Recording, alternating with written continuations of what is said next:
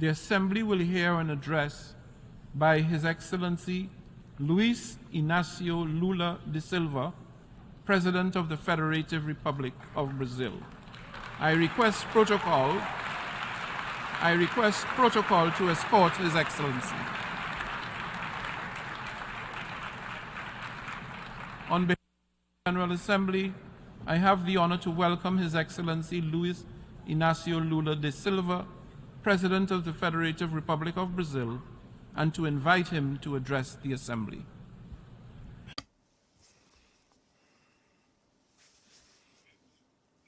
My greetings to the President of the General Assembly, Ambassador Dennis Francis from Trinidad, Tobago. It's a great pleasure to be preceded by the United Nations Secretary General Antonio Guterres. I greet each of the heads of state and government and delegates present. I pay homage to our compatriot Sergio Vieira de Mello and 21 other employees of this organization, victims of the brutal attack in Baghdad 20 years ago. I also wish to express my condolences to the victims of the earthquake in Morocco and the storms that hit Libya.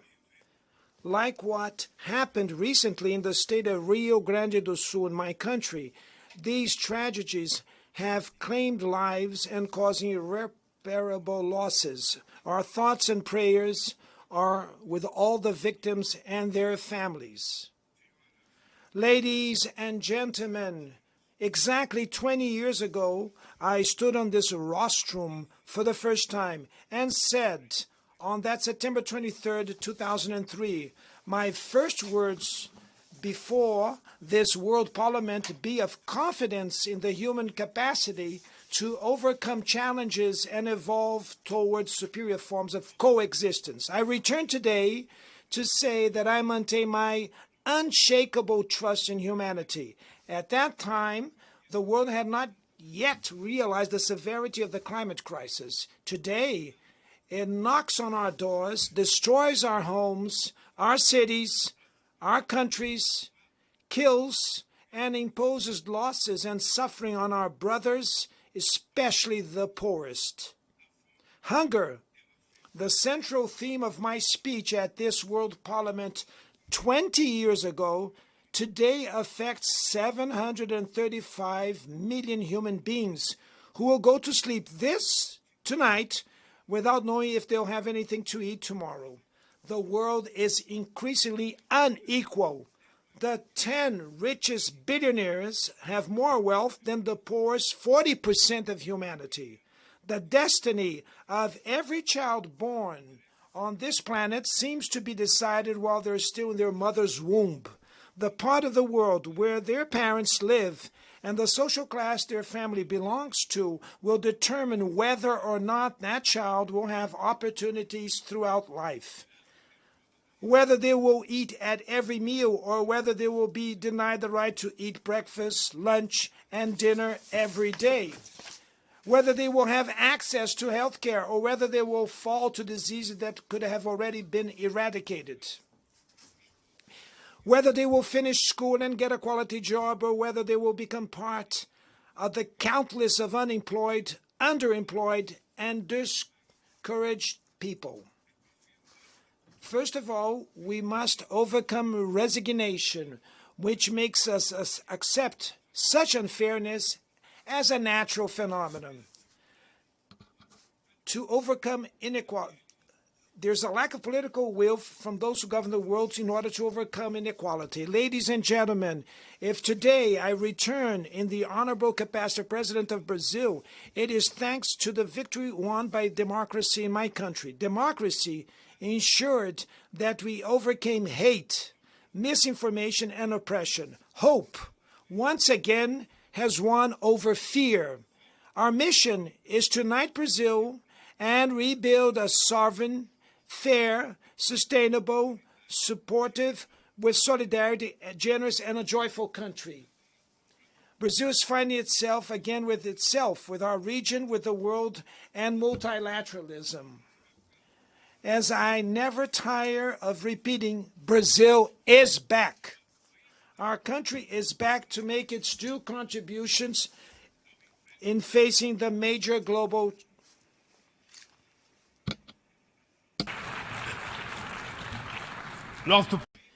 Our country is back to make its due contribution in facing the major global challenges.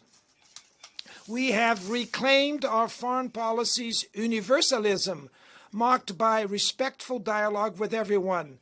The international community is immersed in a whirlwind of multiple and simultaneous crises. The COVID-19 pandemic, the climate crisis, the food and energy insecurity have been amplified by growing geopolitical tensions. Racism, intolerance, xenophobia have spread, encouraged by new technologies created supposedly to bring us closer together. If we had to summarize these challenges in a single word, this challenge could be called, the reason for its challenge would be inequality. Inequality is at the root of this phenomena, or acts to aggravate them. The UN's broadest and most ambitious collective action aimed at development, the 2030 Agenda, could turn into its biggest failure. We have reached half of the implementation period and are still far from the defined goals. Most of the Sustainable Development Goals are moving at a slow pace. The moral and political imperative of eradicating poverty and ending hunger appears to have been numbed. In these 7 years that we have left, reducing inequalities within and between countries should become the core objective of the 2030 Agenda. Reducing inequalities within countries requires including the poor in government budgets and making the rich pay taxes that are proportional to their wealth. In Brazil, we are committed to implementing all the 17 SDGs in an integrated and indivisible manner. We want to achieve racial equality in Brazilian society through an 18th goal, which we will voluntarily adopt.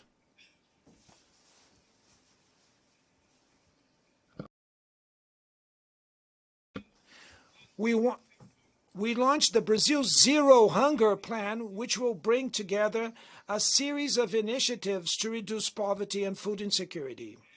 Amongst them is the Bolsa Família, the family stipend, which has become a global reference in income transfer programs for families that keep their children vaccinated and in school.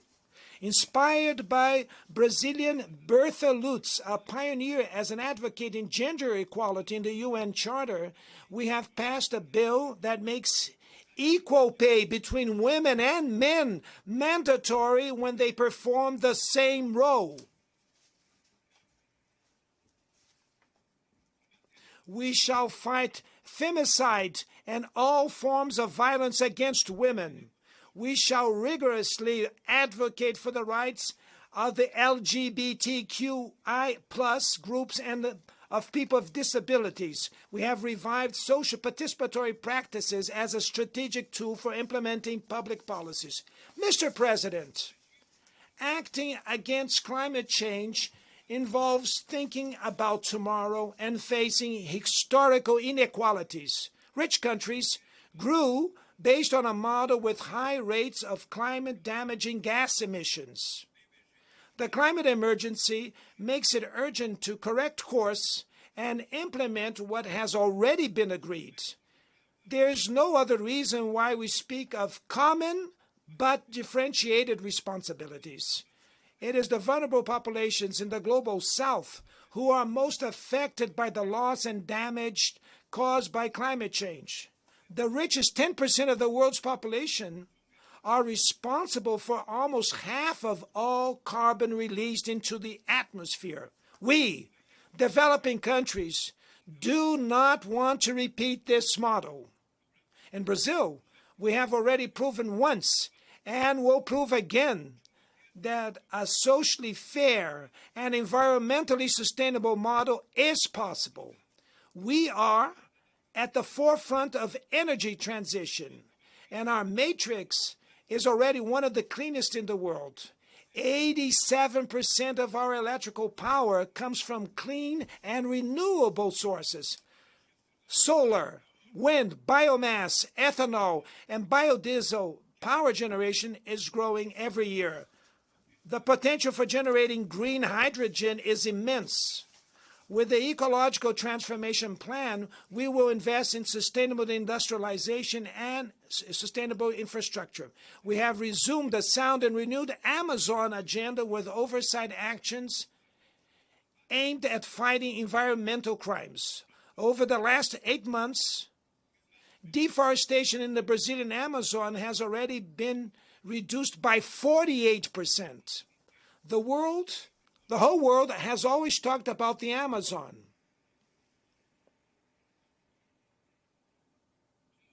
The whole world has always talked about the Amazon. Now, the Amazon is speaking for itself. A month ago, we hosted the Belém Summit meeting at the heart of the Amazon and launched a new collaboration agenda between countries that are part of that biome. There are 50 million South Americans living in the Amazon whose future depends on the decisive and coordination action of the countries that hold sovereignty over the region's territories. We all have also further dialogue with other countries that have tropical forests in Africa and Asia. We want to arrive at COP28 in Dubai with a joint vision that reflects, without any coaching, the priorities for preserving the Amazon, the Congo and Borneo Mekong basins based on our needs. Without mobilizing financial and technological resources, there's no way to implement what we decided in the Paris Agreement and the Global Biodiversity Framework. The promise to allocate $100 billion annually to developing countries remains just that, a long promise. Today, this amount would be insufficient for a demand that already reaches trillions of dollars. Mr. President, the principle on which multilateralism is based, that of sovereign equality between nations, has been eroding. At the main global governance levels, negotiations in which all countries have a voice and vote have lost momentum. When institutions reproduce inequalities, they are part of the problem, not the solution. Last year, the IMF made available $160 billion in special drawing rights to European countries and just $34 billion to African countries. The unequal and distorted representation of the management of the IMF and the World Bank is unacceptable. We have not corrected the excesses of market deregulation and the support of the ideology of the minimum state. The foundations of a new economic governance have not been laid. The BRICS was the result of this paralysis and constitute a strategic platform to promote cooperation between emerging countries. The recent expansion of the group at the Johannesburg Summit meeting strengthens the fight for an order which accommodates the economic, geographic, and political plurality of the 21st century. We are a force that works towards fairer global trade in the context of a serious crisis in multilateralism. Rich countries' protectionism has gained strength, and the World Trade Organization remains paralyzed, especially its dispute settlement system. Nobody remembers the Doha Development Round anymore. In the meantime, unemployment and precarious work has been undermining people's confidence in better times, especially the youth. Governments need to break away from the increasing dissonance between the voice of the markets and the voice of the streets. Neoliberalism has aggravated the economic and political inequality that plagues democracies today. Its legacy is a mass of disenfranchised and excluded people. Amidst the wreck, far-right adventurers emerge who deny politics and sell solutions that are easy as they are wrong. Many have fallen to the temptation of replacing failed neoliberalism with primitive, conservative, and authoritarian nationalism.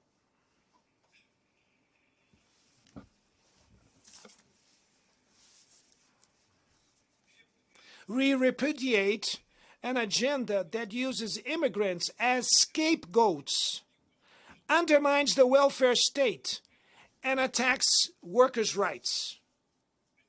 We need to reclaim the best humanist traditions which inspired the creation of the UN. No relevant economical, social, active inclusion policies at cultural, education, and digital levels are fundamental for promoting democratic values and defending the rule of law. Preserving press freedom is essential. A journalist like Julian Assange cannot be punished informing society in a transparent and legitimate way. Our fight is against misinformation and cybercrimes. Apps and platforms should not abolish the labor laws we fought so hard for. Upon taking over as the chair of the G20 next December, we will spare no effort to place the fight against inequality in all its dimensions at the core of the international agenda. Under the motto, Building a Just World and a Sustainable Planet, the Brazilian chair will coordinate social inclusion and fight against hunger, sustainable development, and reform of global governance institutions. Mr. President, there will be no sustainability or prosperity without peace. Armed conflicts are an offense to human rationality. We know the horrors and suffering produced by all wars. Promoting a culture of peace is a duty for all of us. Building it requires persistence and vigilance. It is disturbing to see that old unresolved disputes persist and new threats emerge or gain force. The difficulty of guaranteeing the creation of a state for the Palestinian people clearly shows this. Added to this case, the persevering humanitarian crisis in Haiti, the conflict in Yemen, threats to Libyan national unity, and institutional ruptures in Burkina Faso, Gabon, Guinea, Conakry, Mali, Niger, and Sudan. In Guatemala, there's a risk of a coup d'etat, which would prevent the winner of the democratic elections from taking office. The war in Ukraine exposes our collective inability to enforce the purposes and principles of the UN Charter. We do not underestimate the difficulties in achieving peace, but no solution will be lasting if it is not based on dialogue. I have reiterated that work needs to be done to create space for negotiations. A lot is invested in weapons and very little in development. Last year, military spending totaled over $2 trillion. Expenditures on nuclear weapons reached $83 billion, a value 20 times higher than the regular UN budget. Stability and security will not be achieved where there is social exclusion and inequality. The UN was born to be the home of understanding and dialogue. The international community must choose. On one hand, there is the expansion of conflicts, the furthering of inequalities, and the erosion of the rule of law. On the other, the renewing of multilateral institutions dedicated to promoting peace. Unilateral sanctions cause great harm to the population of affected countries. In addition to not achieving their alleged goals, they hinder the mediation and prevention processes and the peaceful resolution of conflicts. Brazil will continue to reject measures taken without support from the UN Charter, such as the economic and financial embargo imposed on Cuba and the attempt to classify this country as a state sponsor of terrorism.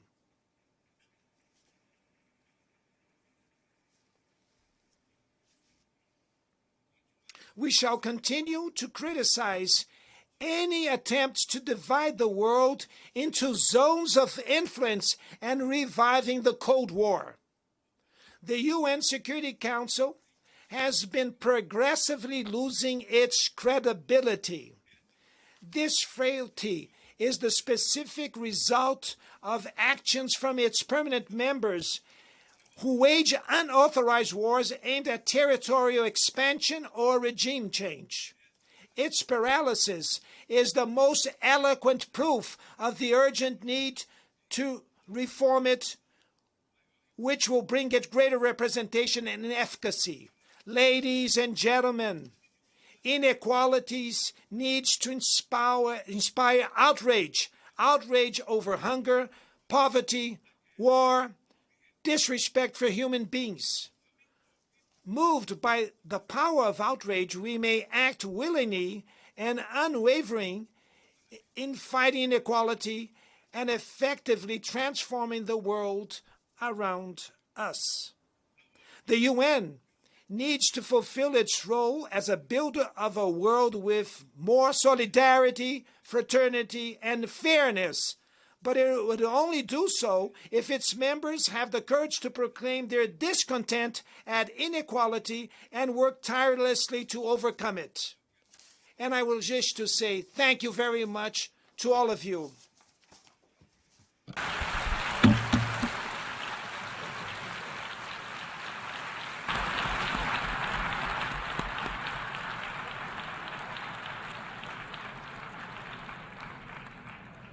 On behalf of the Assembly, I wish to thank the President of the Federative Republic of Brazil for the statement just made, and I request protocol to escort His Excellency.